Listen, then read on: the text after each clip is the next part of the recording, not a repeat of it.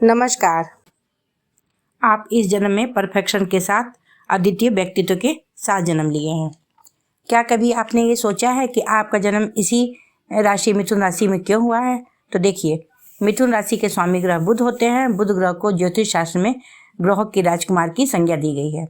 बुध ग्रह के पास 2 राशियां होती हैं, जिसमें से एक राशि मिथुन राशि है, जो बुध ग्रह की साधारण राशि है। इस राशि में राहु को उच्च माना गया है। बुध कौन है?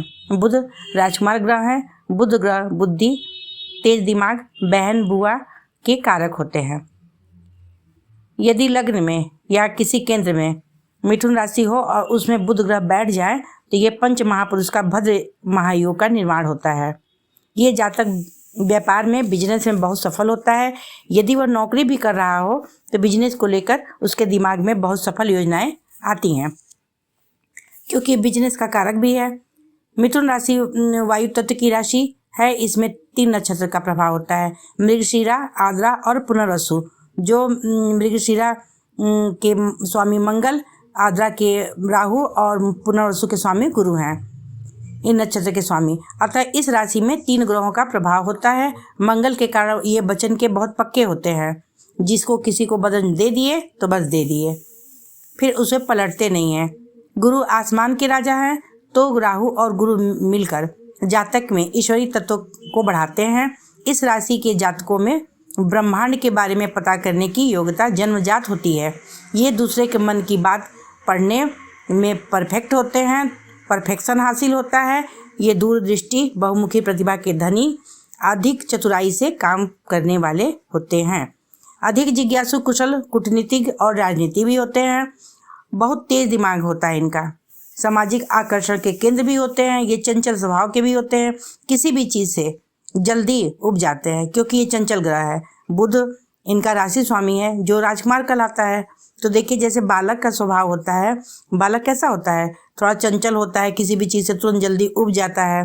बिल्कुल वैसे ही इनका कोमल, सुकोमल बच्चों की तरह इनका स्वभाव होता है। मन में कोई छल कपट नहीं होता है। इस राशि में राहु जो है उच्च के होते हैं। ये दयावान और मर्यादित व्यक्तित्व के होते हैं। आखिर हम सबका जन्म एक खास राशि में ही क्यों हुआ है? तो जरा सोचिए, पूरी दुनिया में इतने लोग हैं, असंख्य लोग, लेकिन वो सब लोग इन 12 राशियों में ही क्यों सिमट जाते हैं? आखिर क्यों इन असंख्य लोग जब इन 12 राशियों के ही अंतर्गत आते हैं, फिर भी प्रत्येक व्यक्ति, प्रत्येक इंसान का हाव भाव, चाल चलन, उठना बैठना, हंसना बोलना, हर प्रकार की गतिविधियाँ सबसे अलग, सबसे यूनिक, सबसे स्पेशल क्यों होती है? वो इसलिए कि एक खास ग्रह, खास नक्षत्र और चंद्रमा आदि का आपस में कैसा कनेक्शन है, उससे हमारा व्यक्तित्व का निर्माण होता है। और पिछले जन्म के प्रारब्ध, यानी हमारे कैसे कर्म थे पिछले जन्म में, उससे हमारे इस जन्म की, इस जीवन की घटनाएं घटित होती हैं। हम कैसे परिवार में जन्म लेंगे, ये भी हमारे पूर्वजन्म के कर्म ही निर्धारित करते हैं। दुनिया का वो प्रत्येक व्यक्ति बहुत भाग्यशाली है जो अपने संपूर्ण अंगों के साथ जन्म लिया है। मतलब शरीर के सभी अंग सही सलामत हैं और अच्छी बुद्धि है, यानी सारे अंग सही ढंग से काम कर रहे हैं। किसी प्रकार की कोई विकलांगता नहीं है, क्योंकि हमारी दिन दशा सब कुछ पूर्व जन्म के कर्म से ही निर्धारित होता है। देखने में ये सुंदर होते हैं, आकर्षक व्यक्तित्व के तो होते ही हैं। इनके पास तेज दिमाग होता है, इसी कारण ये हाजिर जवाब होते हैं। तुरंत निर्णय लेने की क्षमता होती है। अपनी सुनाते भी हैं, जरूरत पड़ता है तो, और दूसरे की सुनते भी हैं। बात करने में दिलचस्प होते हैं। मिथुन राशि का व्यक्तित्व तो आपने जान लिया। अब जानते हैं इनका जन्म इस राशि में क्यों हुआ। देखिए, मिथुन राशि को लग्न बनाया जाए तो पंचम में तुला राशि पड़ेगी, जो ऐश्वर्य के ग्रह शुक्र की मूल त्रिकोण राशि है। तो ऐश्वर्यता और भोग विलासता इनके में पहले से ही होता है। और पंचम भाव है ज्ञान का, और पंचम भाव से ही पुनर्जन्म भी देखा जाता है। वहाँ तुला राशि होने के कारण आप हास्य विनोदी हैं, भौतिकतावादी हैं। पिछले जन्म में आपके मन में ऐश्वर्य, सुख, समृद्धि की कोई इच्छा ऐसी बाकी रह गई थी, जो आपने उस जन्म में पूरा नहीं किया। उसी को लेकर, उसी को वहन करते हुए आपने इस जन्म को लिया है। देखिए, मरते समय जो इच्छा मन में रह जाती है इंसान का जन्म, उसी इच्छा को लेके ही आगे वाला जन्म होता है, क्योंकि आत्मा तो मरती नहीं है। वो जो इच्छा होता है वही आत्मा के साथ आगे चलता है। मिथुन राशि मिली है। मिथुन राशि का सिंबल स्त्री पुरुष का जोड़ा होता है, या जुड़ा जो भी कह लीजिए। अतः आप अपनी इसी इच्छा पूर्ति के हेतु इस राशि में जन्म लिए हैं। पंचम से पंचम भाव नवम होता है, जिसमें कर्म देव शनिदेव की राशि कुंभ राशि आती है।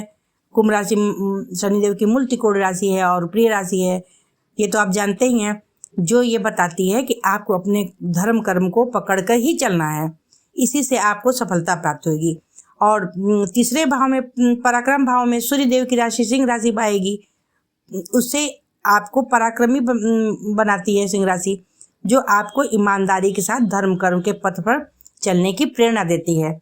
इससे दूसरे भाव में कर्क राशि आती है मिथुन राशि से, जो धन के विषय में उतार चढ़ाव का संकेत करती है। मिथुन राशि के पंचम भाव में तुला राशि, नवम भाव में कुंभ राशि और तृतीय भाव में सिंह राशि और द्वितीय भाव में कर्क राशि होती है।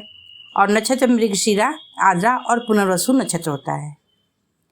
तृतीय भाव में सिंह राशि और ठीक उसके सामने सातवें भाव में शनि की कुंभ राशि होती है। तो उससे ये पता चलता है कि आपका कोई कार्य पिछले जन्म में अधूरा रह गया है, जो आप इस जन्म में करने के लिए आए हैं। पंचम भाव में तुला राशि होने से ये समझ में आता है कि आपके पिछले जन्म की कोई ऐसी इच्छा जो विलासितापूर्ण भौतिकतावादी थी, जिसे आपने पूरा नहीं किया, आपकी पूरी नहीं हुई, उसी को पूरा करने के लिए आपका ये जन्म हुआ है, आप इस जन्म में आए हैं। देखिए, मरते समय यदि कोई इच्छा मन में रह जाती है तो उसी इच्छा को लेकर आदमी का अगला जन्म होता है। कुल मिलाकर आप इस जन्म में परफेक्शन के साथ अद्वितीय व्यक्तित्व के साथ जन्म लिए हैं।